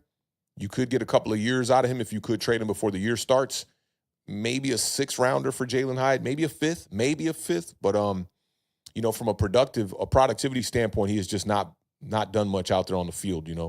But I do think he's one of the guys that's a little bit more of a favorite for the quarterback, as you mentioned with Russ. And being that he was Joe Shane's guy, I just don't see them cutting him just yet. Oh, he said no Mets, no Nets, no Jets. Said that Gabe Davis was. The Giants were not on his preferred list. Yeah, it would surprise me at this point to see Gabe Davis come in and be a New York Giant. Louizzy Blur said, man, Gabe Davis will be so good for this team with the Dable reunion. I think he could improve this room. I really do think he could improve this room, but I don't know. I just don't think we're going to end up signing him. D-Nice77 says, salute Authentic. Great show. Salute to you for rocking out with us today, brother. I appreciate you being here, spending your time with us on this Monday afternoon. JD Reality said, it's wild how far this team has come. If it all plays out and turns into a postseason run, Shane and Dable going to be gods out here. Yeah, man, I put up a tweet the other day and said, thank you, Joe Shane, for restoring my New York Giants fandom because I love the moves that he has made on this roster so far, man. I love him. Shout out Mr. G said Trace Ford is going to be a dog. And I don't know if that's in an Italian accent or maybe in, our best hood accent. I'm not too sure, but I like that right there. Trace Ford is definitely going to be a dog. I'm definitely with you on that, man. Salute to my dog, Mr. G, in the building. Dario Epifania. I hope I'm saying that right. New name in the building. Appreciate you pulling up and rocking out with us today, DE. He said, anybody else think we need more mean guys on this defense? James Harrisons of the world? Heck, even Cortland Finnegans of the world too. Guys like that. I like that. I'm right there with you, man. The more dogs, the merrier. Right now in the New York Giants, we are trying to build a stable, I would say maybe more of a kennel of dogs out here, and the more the merrier. Oh, man, stop playing with me. Stop playing with me. Stop playing with me. Stop. You're going to make me go upstairs and go put on my OG Legacy uniform right now. Are the legacy uniforms back? Did the New York Giants finally listen to the fan base? That will be amazing. If that is the case, big shout out to the New York Giants and my dog, SHU Carter, for bringing that to our attention. That's awesome. That is awesome if that is the case. Jackson Brundage is in the building. He said also received a Hyatt jersey last Christmas with the palm face emoji. Oh, man. The Illa said, shoot, the way that Seahawks offensive line has been run blocking, I don't think they need any help. Not that Evan Neal would help their cause. That's true, too. Louisi Blur said, we got to get some fire jersey numbers, step up our swag. Yeah, man, that's true. I think they need to, kind of like just bring back some of these uniforms, the numbers that have been retired, man. Like, I wore number 4 in high school, and that's one of my favorite numbers. And I would have loved to see Cam Scatterboot get that number. But all these single-digit numbers for the Giants, have been retired. And I think they need to, kind of just go in that same direction that they did with Malik Neighbors when they allowed number 1 to be unretired and just bring back some of these uniforms. I think we can find a better way to honor players and their number by not retiring the jersey. Eventually, man, when we're long gone off this earth and NFL and football is still going on, if they keep retiring numbers, we're going to have to tap into the hundreds, and we don't want to see that, man. I don't want to see like 006 on the field or some shit like that. So I think we can, put guys into a ring of honor and still keep their jerseys in the rafters, but ultimately don't retire the number. But shout out Louisi Blur. Marjorie Simmons says, LOL, looking at that uniform schedule now. Oof, okay. So when he said the legacies are back, he didn't mean for like all the home games. Legacy uniforms, week 15 versus Washington. I like that. Okay, I got to tame my expectations here a little bit. I thought that the legacy uniforms were back for good in a major way, but I'll take, beggars can't be choosers here. I'll take at least one game with the legacies. That's cool. Troy Herbert says, a Romeo Doubs trade and we in the playoffs. I like that right there. Romeo Doubs is a very capable wide receiver. He's kind of been in that wide receiver 2A, B, C kind of situation over there with the Green Bay Packers. And he's definitely capable. I would love to bring in Romeo Doubs. Marjorie said also legacy blue in week 9 versus San Francisco 49ers. That's good. So at least we get 2 games with it. I'm good with that. MK5 said they got to make the legacy permanent. Yeah, man, we've been begging for that for a long time. Stephen R. said blue jerseys 4 weeks straight, weeks 1 through 4. All right, that's what's up. Journey said, why are we wearing blue on the road, though? Is that what it is? Let me see. I don't know why I can't remember. I almost want to grab the phone real quick. Yeah, because I can't remember what it is with home and away and whatnot. Let's see. I wanted to do this tomorrow, but we here. Let's talk about it. Yeah, so typically NFL teams do wear the colored uniform at home, right? I remember that the Dallas Cowboys were the one team that liked to wear white at home. So when you travel to go play them, you got to wear color. So if you're asking why are we wearing blue on the road and it is the Dallas Cowboys game only, that's why. Because the Dallas Cowboys, I know, they like that white at home. Ben Harris says, we always wear the legacy versus Washington at home, 4 for 4 now. Wow. Stephen R. said the color rush versus the Bears and Packers back-to-back weeks. That's dope. Shout out to Total Package 210 in the building rocking out with us. That's what's up. Muhammad Ali. The champ is here, man. Big shout out to my dog, Muhammad Ali. Said, I came in late. Why keep Bo Collins? I think the main reason for me for keeping Bo Collins is if you send him to the practice squad, I'm worried another team will scoop him up. Reality said, would be nice to bring in Amari Cooper. We also need to get someone better for our secondary depth. A few guys on our team the last few years I'd like to see come back. Yeah, I feel you on the wide receiver and defensive back depth. We definitely need to upgrade those rooms. The sad part about the defensive back unit is that Joe Schoen has spent the majority of his draft picks, the highest number of picks spent on one position is the defensive backs. I think it's now up to 9. It's 8 or 9. So it's interesting that we're still struggling in that room. Prime Ape said, I doubt anyone trading for Hyatt, to be honest. Most teams knew what he was going into the draft, and he hasn't shown otherwise since then. Great point right there. Lou Mateo said, off topic, real quick, did you get a chance to check out Songs from the Hole? That's the documentary that you sent me that involves a couple of your homies. I have not had a chance to check it out. It's on my list, man. I'm definitely looking forward to checking that out. And I'm a big supporter of independent documentary cinematographers. So I'm looking forward to seeing that. I'll definitely let you know how I feel about it once I check it out. Moet Olson says, it's really hard looking at my Saquon Barkley Color Rush jersey retired in my walk-in closet. I feel you on that. I never got a Saquon jersey either, man. During those losing years, I just couldn't support the team, as far as spending my hard-earned money on a jersey. The latest jersey I got was from my homie, Cernak Connection, who gave me a Harry Carson legacy uniform from the 80s with the Spider Lockhart patch on it. And also he gave us a Lawrence Taylor legacy jersey as well that we ended up giving away on one of our trivia shows on a Thursday night that Chris Peace ultimately ended up winning. Chris Peace, if you ever check this out, I know that jersey don't fit you. If you want to send it back, I'll definitely take it and find good use out of it. But this year I'm thinking about getting me a Malik Neighbors jersey, and Jackson Dart, yeah, absolutely thinking about getting one of those. B-Dog says, you think Dante Miller gets cut? I think it's a coin flip. He didn't make my 53-man roster. It wouldn't surprise me to see him make the roster tomorrow, though. B-Dog said, I feel like we should keep Miller over Singletary. Can't. You could add Dante Miller to the running backs list and keep 4, but you can't keep him over Devin Singletary. Devin Singletary is due, I want to say, $4 million this year. And also, if you cut him, you're looking at a $6 million dead cap hit. Giants are not in a position to be able to do that. They got to just, keep Singletary on this roster and utilize him to the best way that they can. And then if he, has a little bit of trade value by the time we get to the deadline, I could see a possibility that he does get traded. B-Dog said trade DeVito and Singletary. Yeah, DeVito's a guy that's probably not going to make the roster, doesn't have much trade value. I know a lot of people hype off that last preseason game, but I don't see a lot of trade value for a guy like that. And then, just describe what we were talking about with Devin Singletary there. Mike Sullivan, he said, and the Color Rush jerseys are back, which are my favorites. Let's fucking go. Absolutely, man. Love the Color Rushes. Love the legacy uniforms as well. Marjorie says, number 13 is my favorite number, and I named my cat Odell. I got 2 cats and have always wanted to name one of my cats after a Giants player.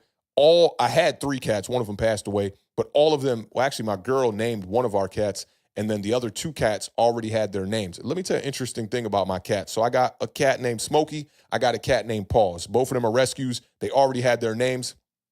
They was in the D.C. streets, brought them in the crib, got them their shots, did all that. They've been with us forever. Them 2 fat boys are upstairs chilling right now. But let me tell you something interesting about them. One of them has white socks on his hands. He's the one that's called Smokey. One of them likes his 420 vibes. Like every time I spark up in the crib, he's going to step into the room like, what's going on in here?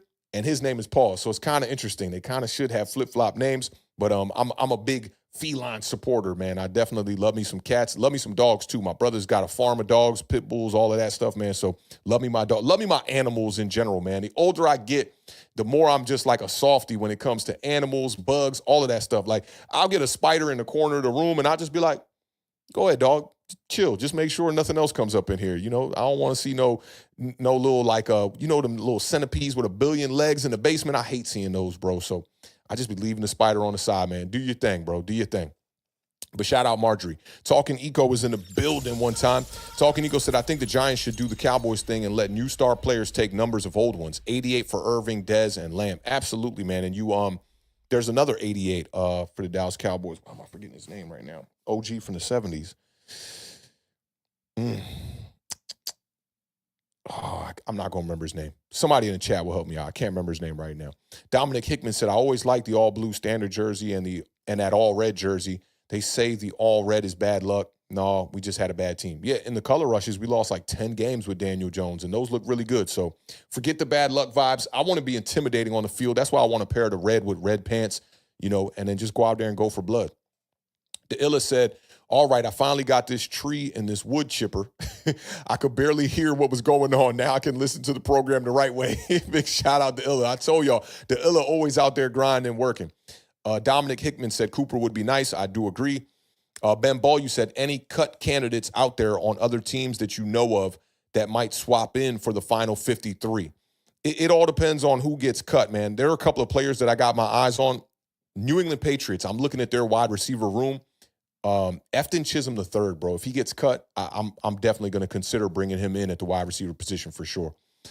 Stephen Arce said, want a Y.A. Tittle signed jersey from the trivia show. Big salute to you, man. And shout out to my dog, who is the reason why I am a New York Giants fan, is my homie Patrick, who actually sponsored that edition of the trivia show that you won, and that Y.A. Tittle jersey came from him. So big shout out to him, man, and glad you got a chance to win that one, man. Signed by Y.A. Tittle. I want to say that's I forget what they call those jerseys that are like just like specifically made so that the player can sign it. But nonetheless, man, that's something you should frame up and keep in the crib.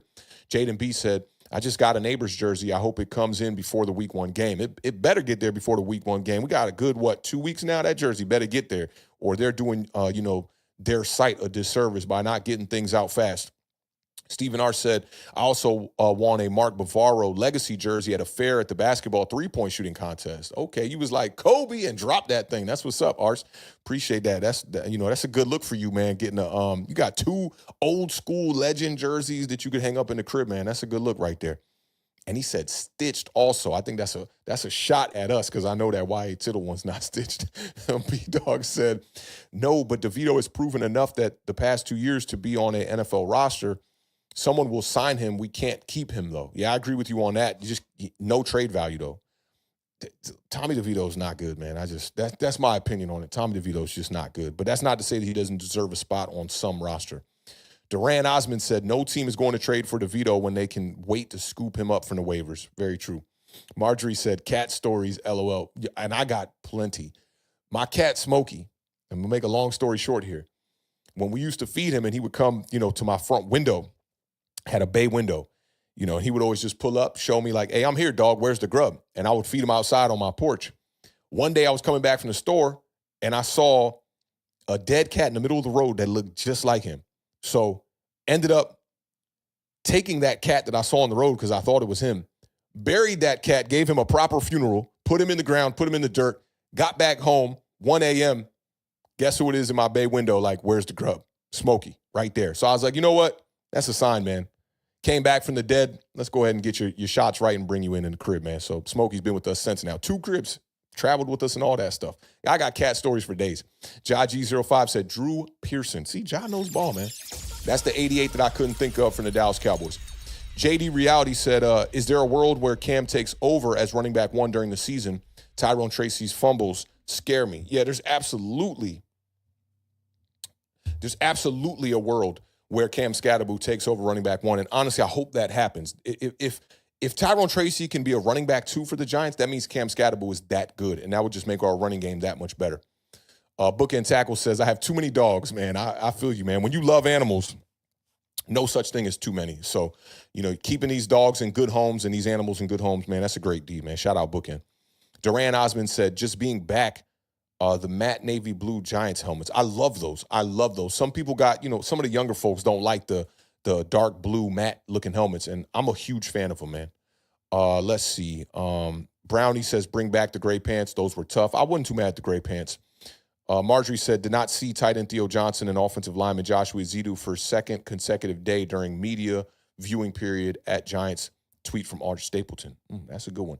Let me see how many more chats we got in the queue. Okay, good. We're almost down there at the bottom because I want this stream to be about an hour and a half. I don't want it to be too crazy here.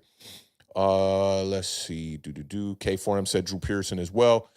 Stephen R. said, nah, Brody, the Tittle jersey it is stitched. Oh, I forgot about that. Okay. He said you might want to edit that out. Now, do what it is. Mistakes happen, man. There ain't nothing perfect about Authentic in the Beard here. Louis Acosta says, I actually still have my Cruz Reebok jersey. That one's staying with me forever. The Reebok jerseys were amazing. I still got an Eli Manning Reebok. I still got a Tiki Barber Reebok jersey. And I feel like I might have one more Reebok. But those jerseys were very well made. They were a little bit bigger cut. And those Authentics, you could tell they were keeping room in the shoulder pads for them as well. But I love those jerseys. They were built really nicely. Those newer kind of like, some of the newer stitched jerseys, I don't know like what they're doing with the numbers. It's like some kind of like hybrid of being like ironed on / stitched.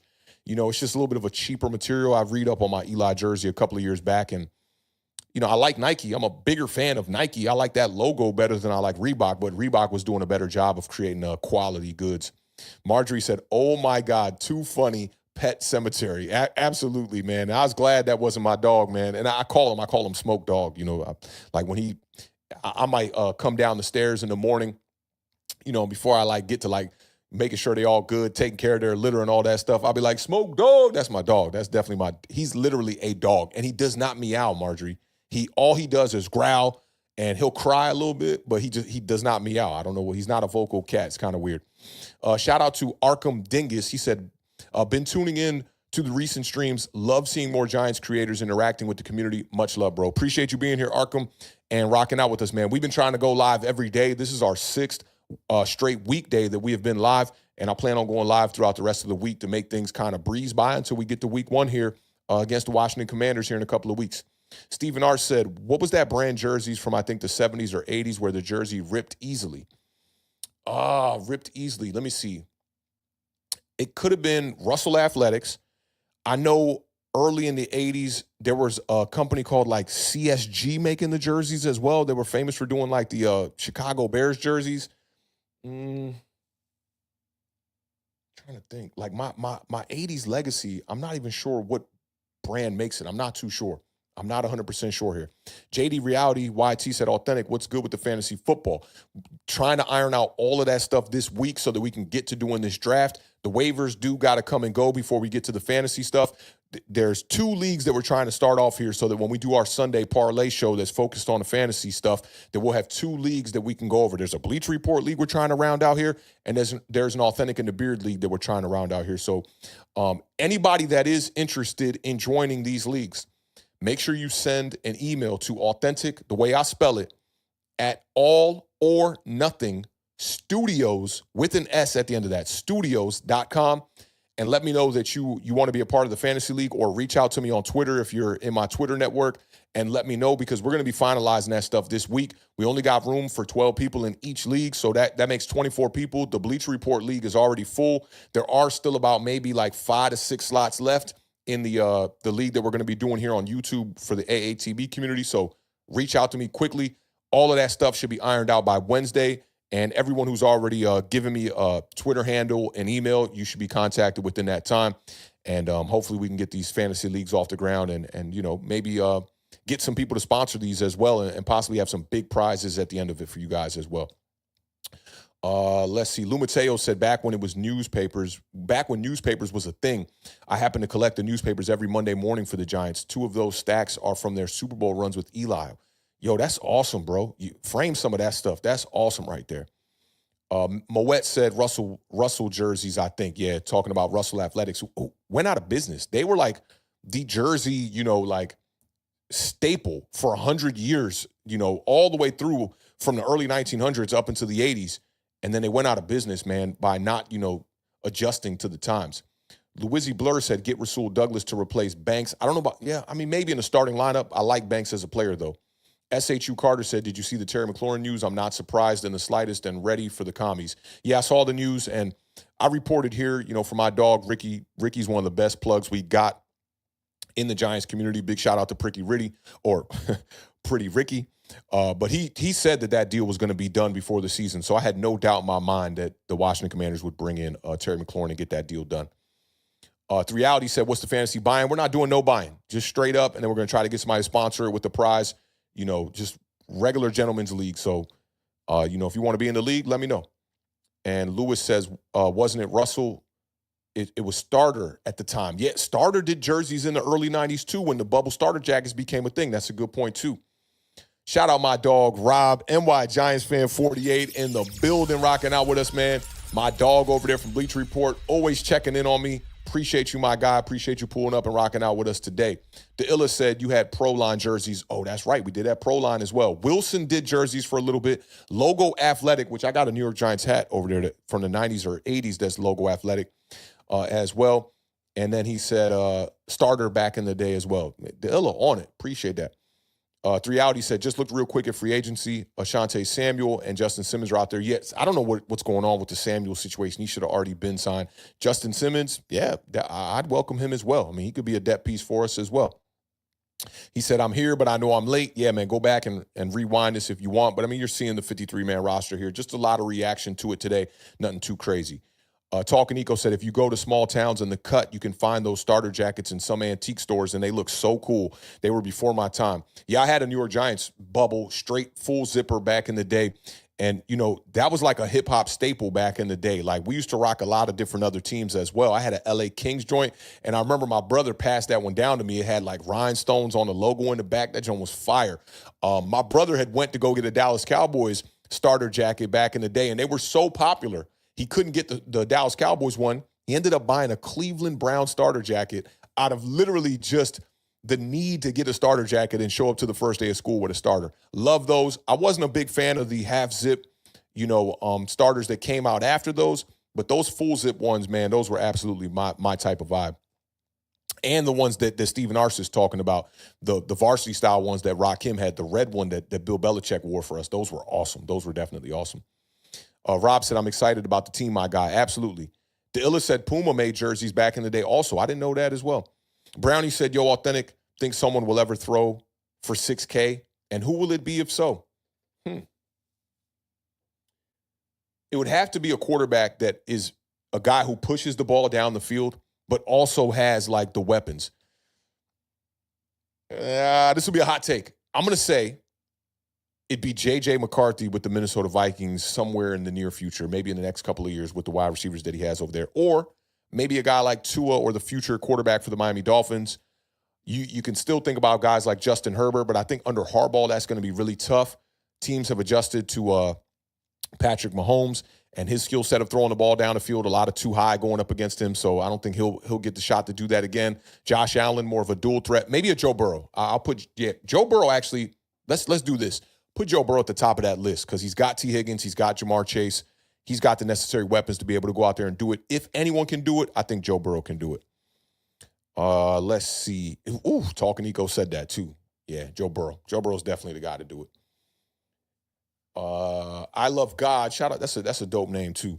Says I had the original Mighty Duck starter joint. Ooh, that's a fire one right there. If you still had that would be worth some money. Old man Rob said Mitchell & Ness had some real nice jerseys. Mitchell & Ness still makes some really quality goods, man. I like their jerseys. I like their hats that they make. They do a good job of creating goods that are just high quality. Yeah, shout out old man Rob on that. Yep, and Burrow. We got more space in the league. If you want, I'll put you down right now. I just need to know how to contact you. So maybe reach out to my email, MK5. Hit me up at authentic@allornothingstudios with an S at the end of that.com. And just let me know you want to be in the league. We're going to be rounding that out, here in the next couple of days. And I Am Jarrell said, just sent a DM for the fantasy spot. That's what's up. The Illa said, shoot, Dak might do it this year with no running game and a bunch of injuries in the secondary. I'm joking, but he could go for over 5,000. That's true. It's very true. Rob said, I have old school Rodney Hampton, had it signed and framed. That's awesome. Rodney Hampton is one of the major reasons why I'm a New York Giants fan, man. I loved his style of play. And he just added jersey there. All right, y'all. So I do want to keep this around an hour and a half, man. Salute to all of y'all for pulling up, rocking out with me today on this 53-man roster prediction. That's what we got here, man. It's, I don't think that this is 100% going to be exactly what we end up seeing. But nonetheless, it was, just a great experiment to be able to go and just try to, trim down the roster to 53. It was very tough. I literally did this all the way up into the last minute of this show. And, there are still some things that if I could go back in and change, I probably would still go back in and change, but not a ton. I do feel pretty confident in this list. And we'll see how the New York Giants, ultimately end up approaching this 53-man roster tomorrow at 4 p.m. Eastern Standard Time. We'll get the news on that. So, we'll see how things shake out. Tomorrow, how are we going to do things tomorrow? Tomorrow, I think we're going to wait until the evening, wait until the 53-man roster comes out at 4. So expect to stream sometime around late lunch, late dinner time. Maybe we'll start the stream right at 4 o'clock, right when they're going to release it so that we can see it, in real time and react to it in real time. So we'll see how things go for tomorrow. But again, man, I appreciate all y'all pulling up, rocking out with us today on this version of the Giant Overreaction. If you digging the vibes, go ahead, hit the subscribe button. If this is your type of content, I like to try to bring y'all the most honest type of content I can possibly bring y'all, the rawest, realest kind of content that we can bring y'all surrounding the NFC East and the New York Giants. And, again, appreciate all y'all throwing them biceps in the chat already. Those my day ones. They know what's up. If it's your first time here or you don't know about, what's really popping off here, go ahead and put a bicep in the chat, as we round this one out and get up out of here. Let me see. My dog Ben Ball, you hit me up and said, let him know something about the fantasy. So we might have a Commanders fan in the building as well. But that's going to do it for today's show. Y'all know how we round out every one of these streams over here on Authentic in the Beard. Keep raising that bar. Keep living those dreams, because the universe flows in Technicolor and surround sound. And a life without dreams is a life in black and white. Rest in peace to the podcast GOAT and New York legend, Mr. Combat Jack himself. And that is a wrap, man. Again, I appreciate y'all spending y'all time today on this Monday afternoon rocking out with me, man. That definitely goes a long way. Shout out to everybody who supported with the super chats. The goal is to be going live every day throughout the week over here on Authentic in the Beard. Can't wait to get the Beard back up here to be talking about some NFC East stuff, seeing his opinions on the Washington Commanders as we approach week 1. And man, you know, this community that we have built over here, you know, I'm very proud of it. Very proud of it. The amount of knowledge that you see within this Authentic and the Beard comment section, man, is just amazing. And, you know, I'm somebody that just loves talking ball for one, but I like talking ball with people that are just as knowledgeable as me, and you guys bring that to the table.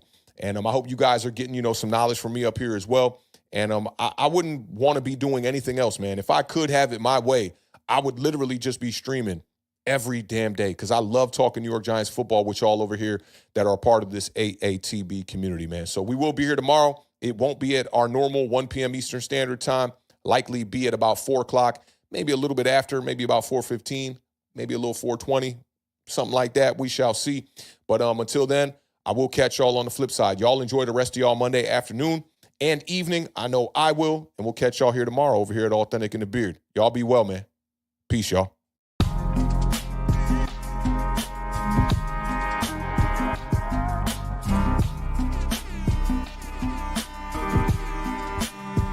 Girl, won't you tell me